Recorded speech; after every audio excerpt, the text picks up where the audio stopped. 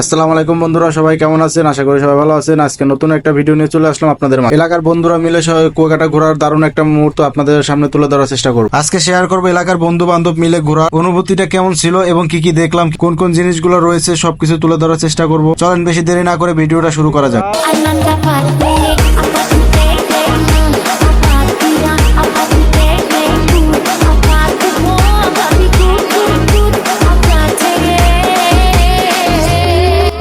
আমরা সর্বপ্রথমে sound system check করে নিলাম, একটি বাস রিজার্ভ করে নিলাম, ওটাকে সাজাতে হবে। সন্ধ্যার পরে যে যার কাজে লেগে যায়, কেউ রান্নার কাজে হাত লাগাইছে, কিছু লোক আড্ডা দিতেছে এবং কিছু লোক ছোটখাটো ডিজে পার্টি করতেছে।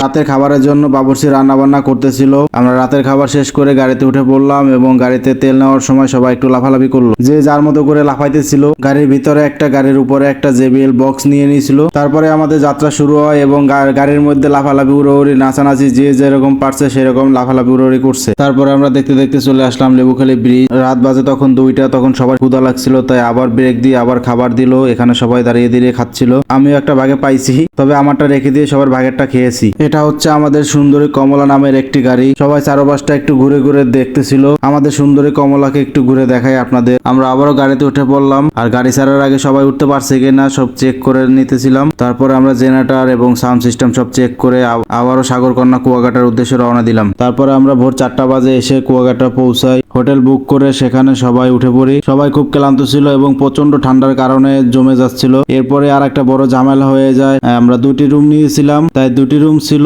সেখানে 2টি টয়লেট থাকার কারণে 40 জনের মাঝে চতুর্থ পঞ্চম বিশ্বযুদ্ধ লেগে যায়। তো ওদের মারামারি কিলাকিলির মাঝে আমি নিজে কাজটা আগে সেরে ফেলি। আমি বের হয়ে দেখলাম এখন বের হওয়ার সময় হয়েছে কিনা। এখনই পারফেক্ট সময়। এখন যদি না বের হই তাহলে সূর্য উদয় দেখতে পারবো না, তাই ওদেরকে ডাকতে আবার বাসায় চলে আসি। এসে দেখি সবাই ঘোরার পরিবর্তে সবাই ঘুমের জন্য প্রস্তুতি নিতে আছে। সবাইকে এখন জোর করে টেনে টেনে নিয়ে যাইতেছি। সারা রাত লাফালাফির কারণে পুরো শরীর ক্লান্ত। বন্ধু বান্ধব মিলে জোর করে ঘর থেকে বের করে নিয়ে গেল, আর বলতে লাগলো, তো সারা রাত ওরা ঘুরতে আইসিস না ঘুমাইতে আইসি? বাকিগুলা টয়লেটে আটকা আছে, ওরা বের হয় নাই। সিরিয়াল তখনও চলতেছিল। অবশেষে বেরিয়ে পড়লাম, আর সকালের ভিউটা আপনার উপভোগ করতে করতে এগিয়ে যাচ্ছি সামনের দিকে। কিছুটা হাঁটার পরে সারি সারি জাহাজ দেখতে পাই। এরপরে আমরা 200 টাকা দিয়ে একটা ভ্যান রিজার্ভ করে নিই। সূর্য যেখানে ওটা ওখানে আমাদেরকে নিয়ে যাবে।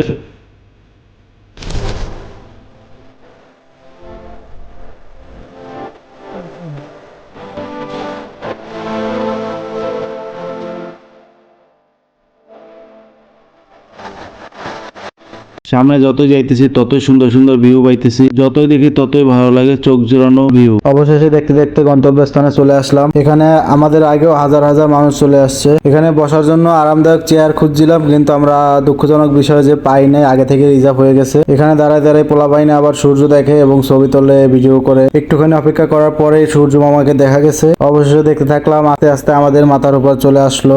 এরপর আমরা এখানে দাঁড়িয়ে দিয়ে অনেক পোস্ট দিয়ে ছবি তুললাম, ভিডিও করলাম। অবশেষে আমরা আবার ব্যাক করলাম। যাওয়ার সময় সূর্যের কারণে আগের থেকে আরো সুন্দর লাগে, সাথে কুয়াশা ছিল, এই কারণে আরো সুন্দর লাগতেছিল। আমরা আবারও বাসায় চলে আসলাম। এসে দেখি আমাদের জন্য চা নাস্তার ব্যবস্থা করা হয়েছে। এগুলা খেয়ে বলতেছিলাম এখন আমরা বিচে যাবো, চল ফুটবল খেলি। তো ওরা ফুটবল নিয়ে চলে আসলো। তো আমরা অল্প কয়েকজন এখানে ছিলাম, আর বাকিরা সবাই এদিক সেদিক ঘুরতে গেছে। কিছু লোক ঘুমাইতেছিল, সারা রাত ঘুমায় নাই, তার জন্য ফুটবল খেলা শুরু করে আশেপাশে যত লোকজন ছিল তারাও চলে আসলো। আমরা বিশাল এক টিম করে 40-50 জনের একটা টিম করে আমরা ফুটবল খেলি। এরপরে দাঁড়িয়ে আমি একটু ভিডিও নিতেছিলাম। পায়ের কাছে বালি সহ পানি আসতেছে, খুবই ভালো লাগতেছিল। এরপরে আবারও চলে আসলাম ঘুরতে। এখানে এসে আমি খুব কম ছবি তুলছি, কারণ এখানে আমি অনেকবার গেছি। আমি দোলনায় আরাম খেতে লেগে গেলাম, আর ওরা ছবি তোলা নিয়ে ব্যস্ত ছিল। এরপরে আমি দোলনা খেতে থাকি আর গাছ দেখতে থাকি। আমার সাথে গাছও দুলতেছে, টুকু টুকু গাছ নয়, আমার ক্যামেরা দুলতেছিল আমার সাথে। এরপরে ঘোরাটোরা শেষ, দুপুরে খাওয়া দাওয়া শেষ। এই ভিডিওগুলো নিতে পারি না, তার জন্য দুঃখিত। আবার আমরা গাড়িতে উঠে রাতে রওনা দিলাম।